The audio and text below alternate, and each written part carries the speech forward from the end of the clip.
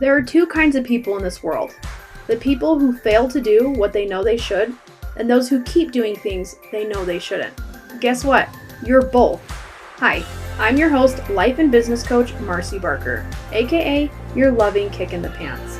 In this podcast, I'll teach you the 6 steps of my accountability code that will help you wake up with clarity and show up with aligned action steps that make follow through easy and peaceful. All right, let's jump in.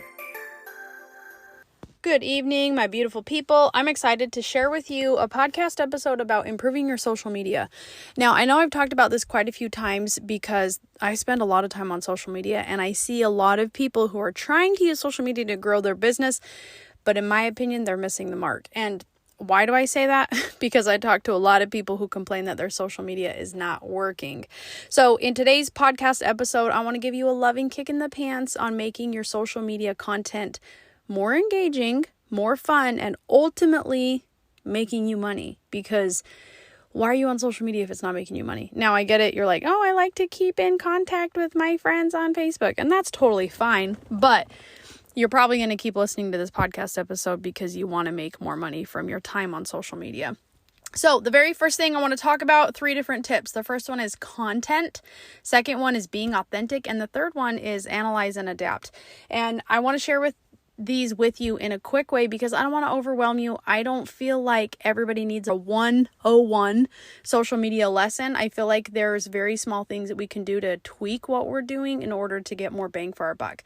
So the first thing about content is that a lot of people think that you have to do a ton of content in order to hit the mark. And I feel like your content just needs to be deliberate and intentional, and it needs to speak the message of the people that you're trying to reach.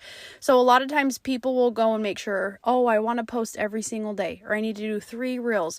This person told me I have to show up and be on the top space on people's Instagram for their stories. When in reality, you need to post content that people care about. And for a long time, this was hard for me because I like to talk about myself, and I feel like people are interested in my life, which that's great for general social media. But when it comes to converting clients, you have to recognize that people are searching social media for their own gain, for their own entertainment, for their own learning, and for their own benefit. So if you are struggling to get sales from social media, ask yourself, are you talking about yourself or are you talking to your client? Are you talking about their pain points? Are you talking about their desires?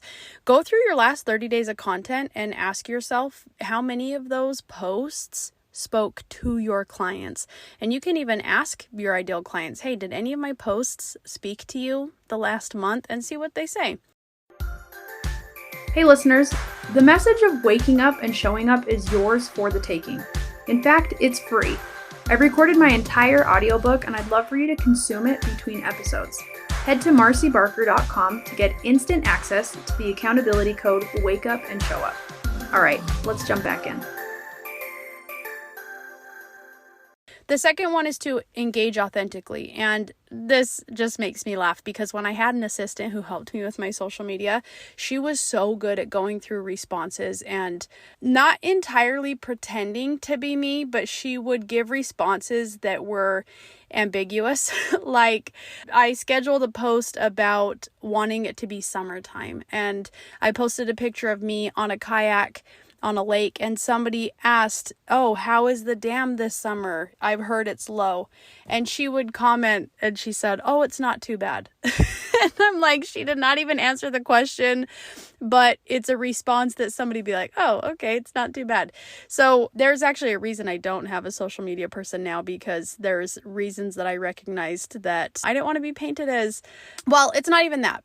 There was nothing wrong with having somebody do my social media, but I had an experience where my neighbors came over and they brought me some mail that was delivered to their mailbox, and they said, hey, we have your mail for you, but we're not giving it to you until you give us some of those peanut butter fingers that you made. And I was like, what are you talking about? And they said, you just posted that you have peanut butter fingers. And I was like, oh, I said, that's my recipe. Those are my peanut butter fingers. That is my post. I wrote it. However, my assistant posted that. And I just thought, like, how many times am I posting something out of the wrong timing or the wrong intention or whatever, where it's like, it works in a world of social media, but for me, it did not feel authentic. So if you have people doing your social media or you've considered it, I'm not telling you that it's right or wrong to do something specific, but I do want to ask yourself, how authentic are you being in social media? And treat social media like a two-way conversation. So when I had an assistant, I was recognizing that the social media was becoming a way of one-way interactions, and the goal was to have it be a two-way interaction by getting people on a call with me. And it works, and there's nothing wrong about it, but every person in social media has to consistently ask themselves, like, is this the way that is best for me and best for my business? So I encourage you guys to plan your content and focus on the strategy that works for you. And for that time that I did hire somebody to take care of my social media, it was a time of healing where I needed to be off social media, but my business still needed to run. And I took a whole 5 weeks off of social media, and that meant no Instagram, no Facebook, no Messenger. She was taking care of everything, and that's what I needed in my life. So assess how you're showing up and just ask yourself if it's authentic for you in the moment. All right, the third one is analyze and adapt. And I kind of spoiled this one. I had to adapt and analyze the results I was getting with my social media. And I was just talking to a client the other day about not needing to hire anybody because that one thing I wanted them to do was to get calls on my calendar. And I recognized that when I got smarter about my content and my messaging, it was very easy for me to book calls myself. And that made a big difference. So as you are going through your content, like ask yourself, again, go through your last 30 days and say, was this content engaging? Did it get me what I wanted? Did I make new connections because of it?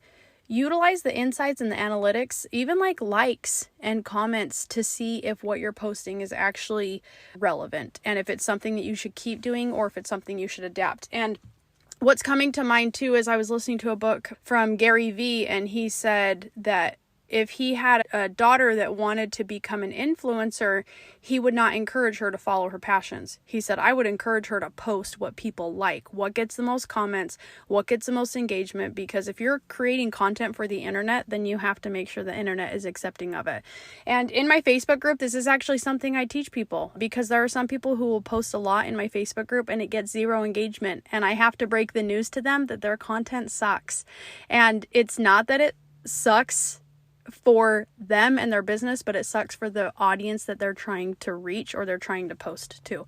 So with these 3 tips on social media, I want you to just ask yourself, like, what's one thing I can do to tweak? Is it become better at my messaging? Is it I can be more authentic in my responses, be a little bit more vulnerable on social media? Or is it that I need to actually pay attention to if what I'm doing is working or not? So I hope that by listening to this, you have more motivation to step it up a little bit and be more intentional with your social media, because I promise you, when you do it the right way for you, you're going to get the benefits that you are looking for. And if you need help, by all means, you can reach me and we can book a call, and I'm here to help you. But at the end of the day, social media needs to be enjoyable. And if you are using social media to grow your business, then I can tell you what, it's very enjoyable when your social media makes you money. So I hope that was valuable today, and I will see you next week, my friends. Hey friends, I want to thank you for listening to this episode of Your Loving Kick in the Pants. If you got any value out of this episode, I would love for you to drop me a review or share with a friend what you learned. All right, I'll see you next Wednesday for Your Loving Kick in the Pants.